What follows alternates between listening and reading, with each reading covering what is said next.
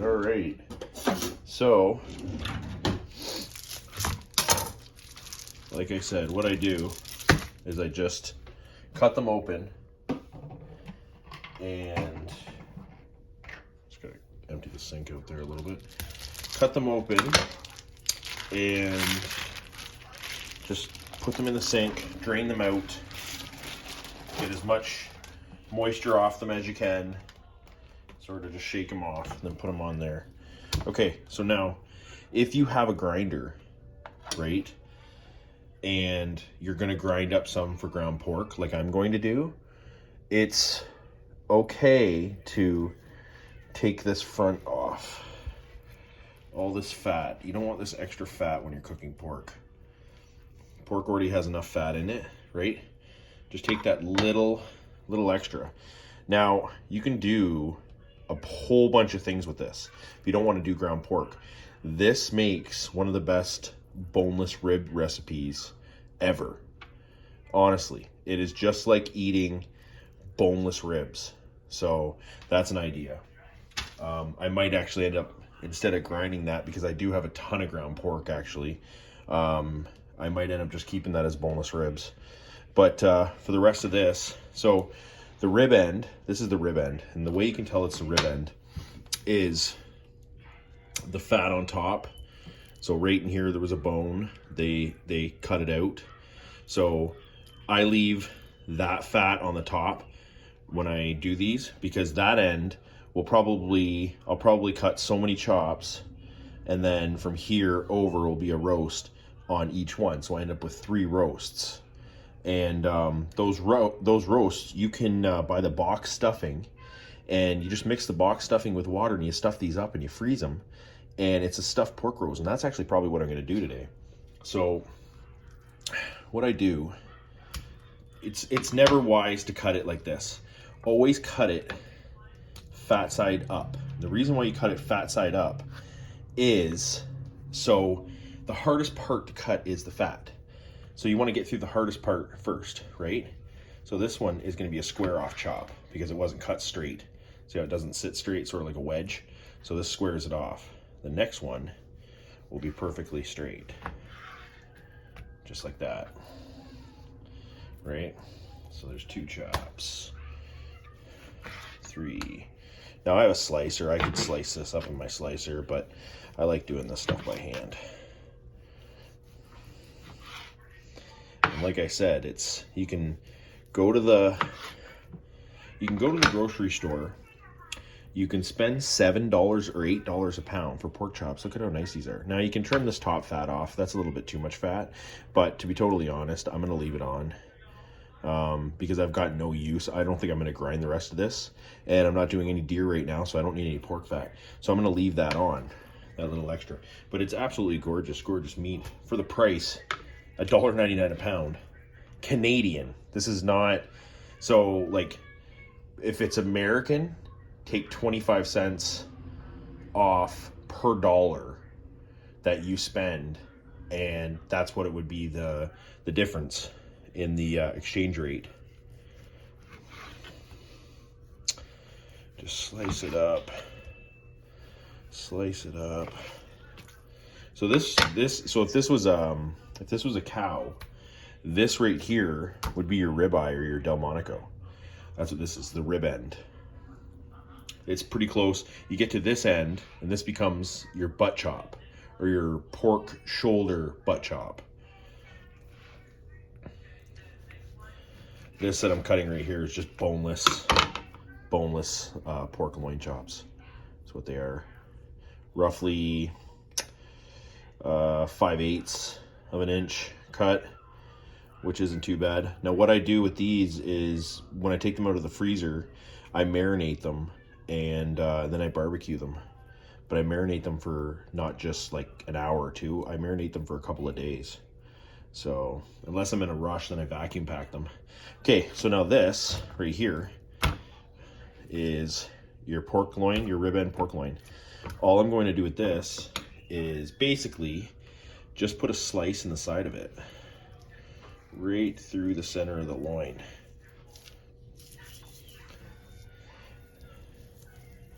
And the reason why I'm going to do that is because I'm going to stuff this, and then I'm going to wrap it up. Before I wrap it, I'm going to stuff it, wrap the top over, and then this will be a stuffed pork roast.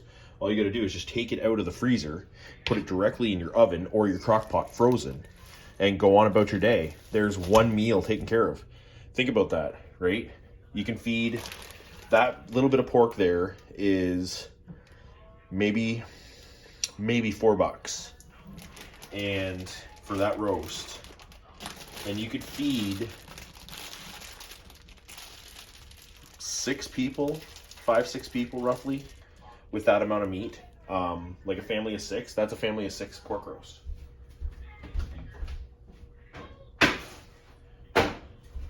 So that's not a bad deal, really, because you think about if you can get the stuff for this price. Now you can't buy whole pigs for $2 a pound. You cannot buy. I just had somebody talk to me about they want cows butchered, and they know I do it, and I told them, I'm like, it's not worth it right now. You're paying, like, the one guy was like $4 to $5 a pound for a hind quarter, right? Well, I'm paying anywhere from $2.50 to $2.99 a pound for ground beef right now. I'm paying $3.99 to $5.99 a pound for steaks. So you split that right down the middle. They're $4, $5, and $6 a pound sides and hindquarters. It's not worth it at all. So if you can shop cheap like this and do all this preparation and stuff at home, you can honestly save yourself. You can save yourself, if you've got a family of 5, I save about $750 a month on groceries. So it should cost us, for a family of 5, I've got 2 boys and a girl, my wife and I, and it should cost us about $1,200 or $1,300 a month for food. It should cost us, and it doesn't. It cost us, so it's about $400 a month the way I do it for a family of 5. $400 a month, which isn't bad. Like my whole objective in what I do is to save money, and try to help other people save money. And the way I do it, it seems to work pretty good. Like, all of our bills, including our groceries and everything, a month is about $2,800 a month. So that's not bad when you think about it, because some people are paying $2,800 to $3,000 a month just for rent. So I'm saying taxes, mortgage, insurances, everything is that amount. So it's going to keep going up, because I seen diesel this morning was $2.42 a liter. So it's over $10 a gallon right now, which is nuts. So this one, I'm going to do another one for stuffed pork roast, because we like our stuffed pork roast.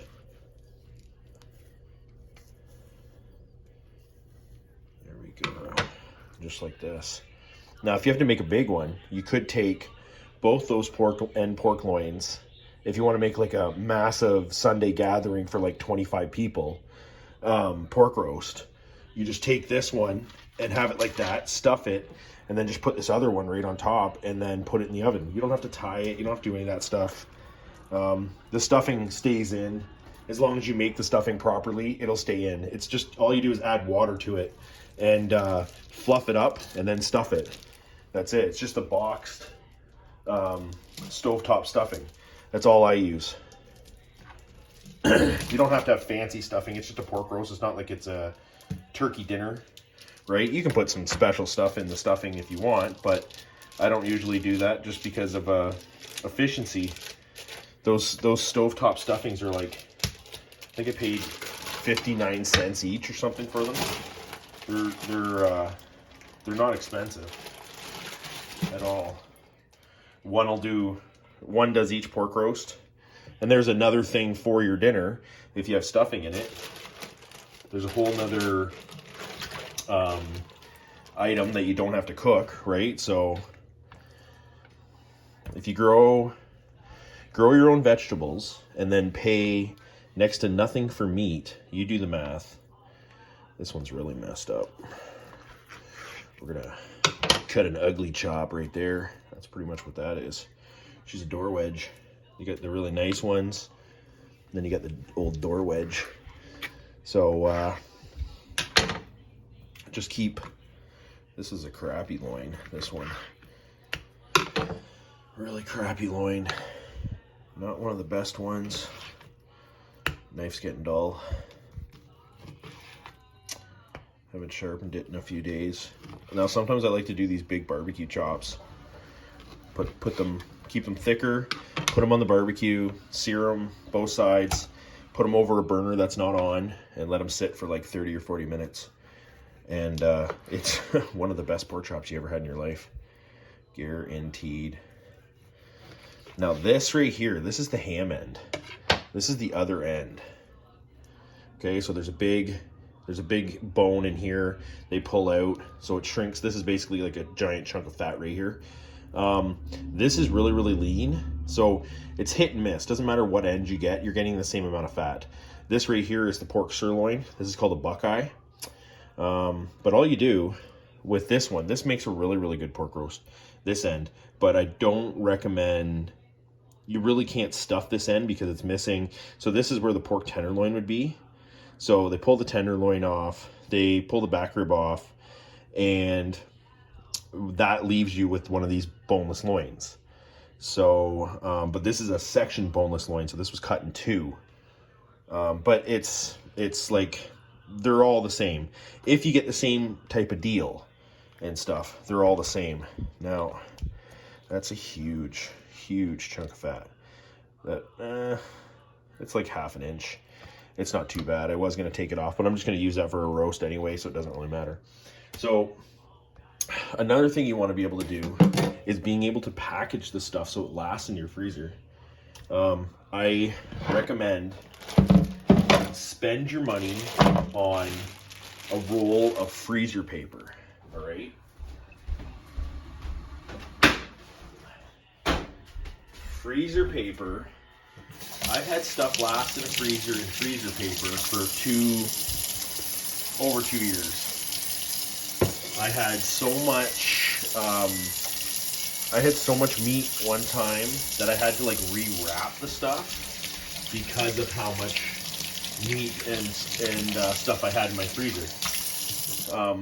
So just 1 second here, and I'm gonna get the rag and just clean this area off, and then I'll show you what the freezer paper is. Now the freezer paper is just regular paper on one side, and then it is waxed on the other side. So what they do is they, see, nice and shiny on that side, paper on that side, right? So, and I've got so I buy them by the rolls, and then I've got the taper, right? There's a Lem taper, okay? And this tape, actually I bought from them. It's 3M tape that comes with it. So the taper was about $10. The roll of paper was $52. Okay, but you're thinking like, that's a lot of money, right? This thing, I think that this roll was 1,000 feet. So $52 into 1,000 feet, do the math, it's not that much, right? Okay, so this is a big paper, right? There's our ham end, right? Over like this. Keep it as tight as possible. You don't want air, right? Over like this. Over like this. Okay. Doesn't have to be overly pretty, because your final presentation is what matters. So keep it as tight. Pull it as tight as you can in. Right there. Okay. Then, there's your flap. Just put a piece of tape on it. and then mark it whatever you want to mark it. Now you can use whatever type of marker, pen, anything you got on hand. Just make sure if you're using a felt tip, it doesn't go through, because the felt tips will go through the actual wax paper onto your meat, and you will taste that type of marker on your meat. So,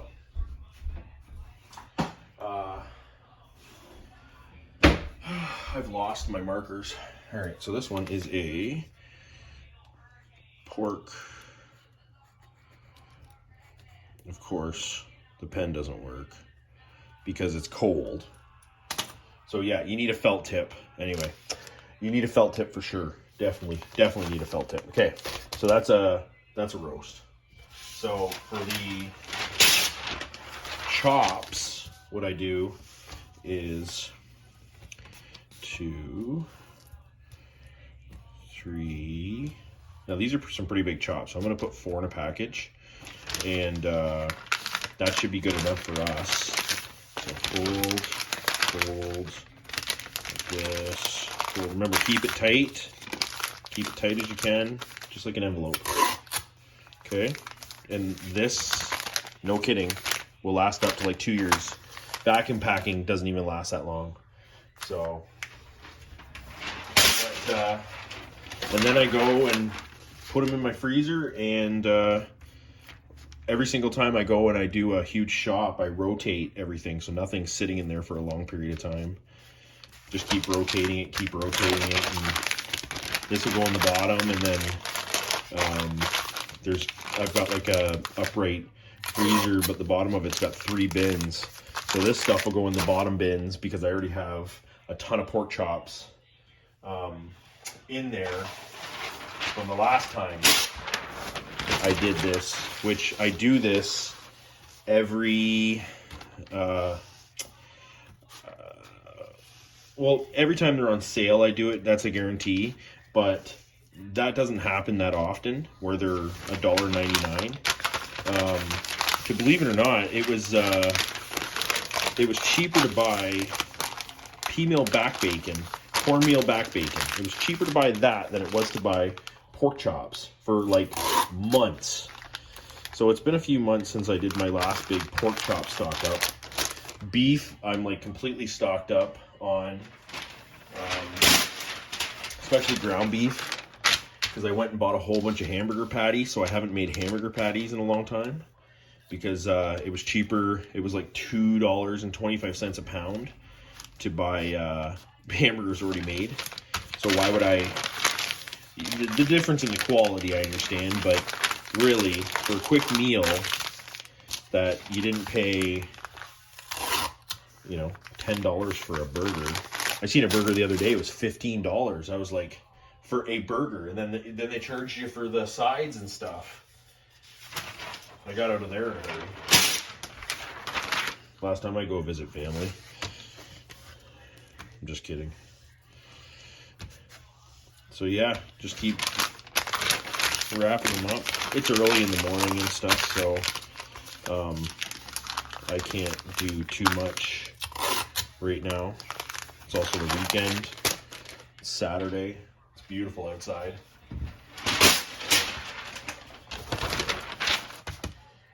It gets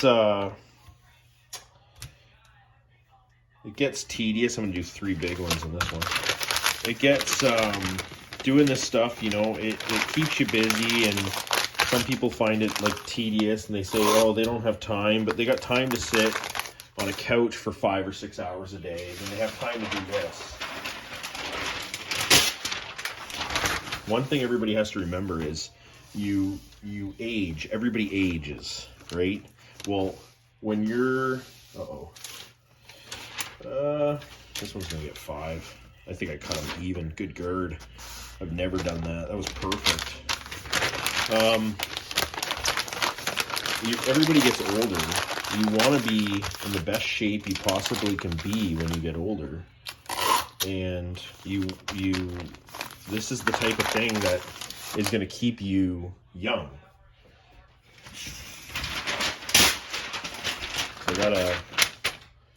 So here's the the one roast, right? And then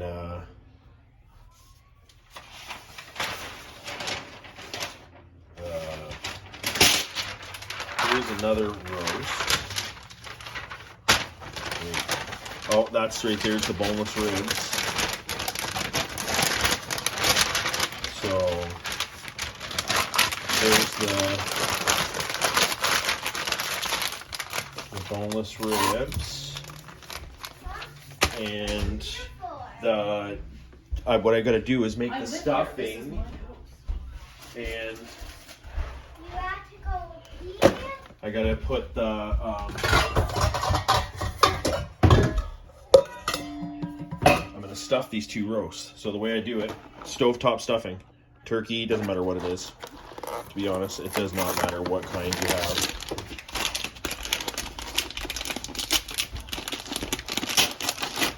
Just take it, jam it in the bowl. Oops.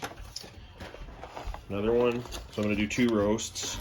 I probably don't need this much stuffing, but it doesn't matter. If there's a little extra, there's a little extra. It freezes it. It sticks all together. That's why you make it, and you make it on the brown paper. That way, once you're done stuffing it, you roll it up and wrap it, and then you don't have to worry about it overflowing or what, right? So, just going to add some water to this.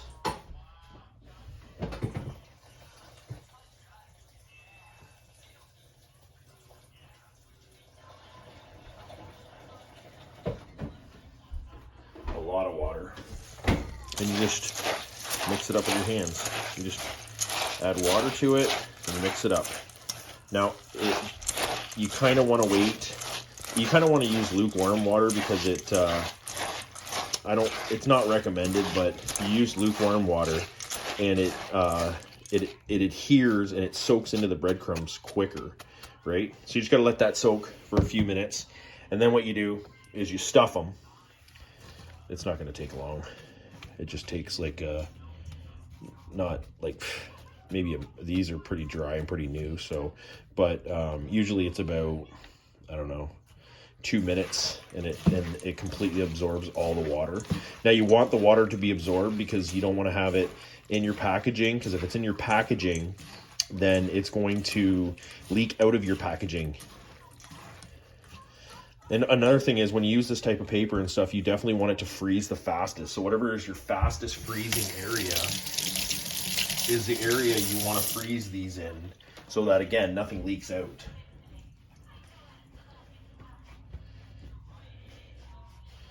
Yep, just leave it for a few minutes, and it's already starting to makes like a gravy.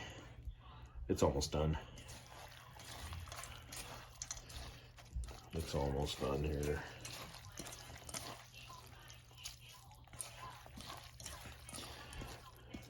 It smells so good. And you can also spice it up as well. I also, I like to put garlic plus inside of here as well.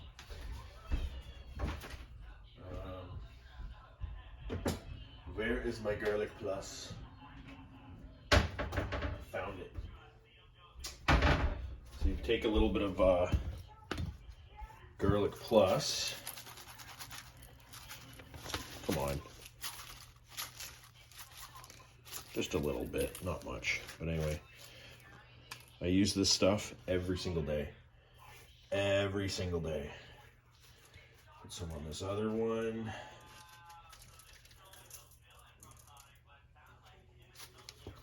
Garlic plus, remember that. It's like $10 on Amazon, and this stuff is amazing. Garlic bread, everything you can think of, you can make with garlic plus. Okay, so this isn't bad. This should soak a little bit longer, but I really don't care. For documentation purposes. Okay, stuff it like that. Let's put the rest in the other one. Bowl's empty. Oh, somewhat empty. Waste not, want not. Okay. There we go. Fold it over. Right. So now if you just boned out a pork loin, this would basically be your tenderloin on top. And that's what it would look like on the ham end, which is the first one that I wrapped. So this one, it's gonna get messy. You might want to have two people, one person stuffing, and anyway, this is like one of the best meals. And then if you don't barbecue it, if you cook it in the oven or the Instapot, or actually in the Instapot, I've never tried it, but the oven or whatever, cook it in apple juice. And then that's a whole nother flavor infusion that you have done to your pork. Like with the apple juice, I can't explain it.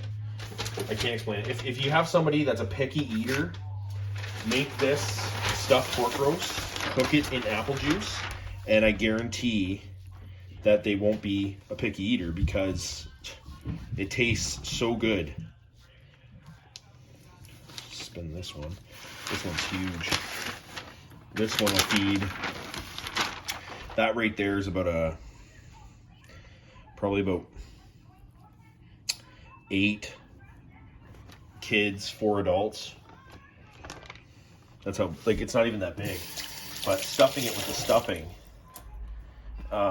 really, there's got to be like 3 pounds of stuffing there. So this is roughly, say, 7 pounds, 6 pounds. Okay.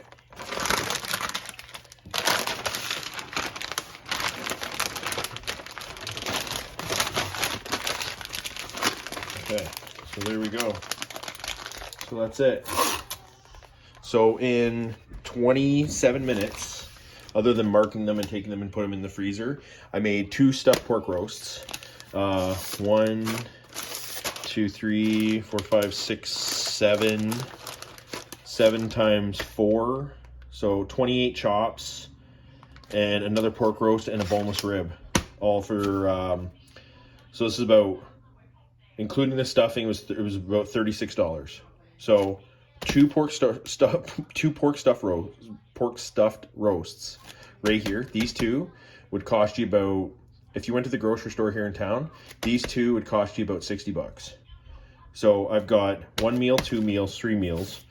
I've got roughly here probably 10 really good meals of minimum 5 people for $36. So do the math on that. You can't beat it. You absolutely can't beat it. Get off the couch, start doing this stuff if you want to save money. All right, everybody, like, share, subscribe. Have a wonderful day.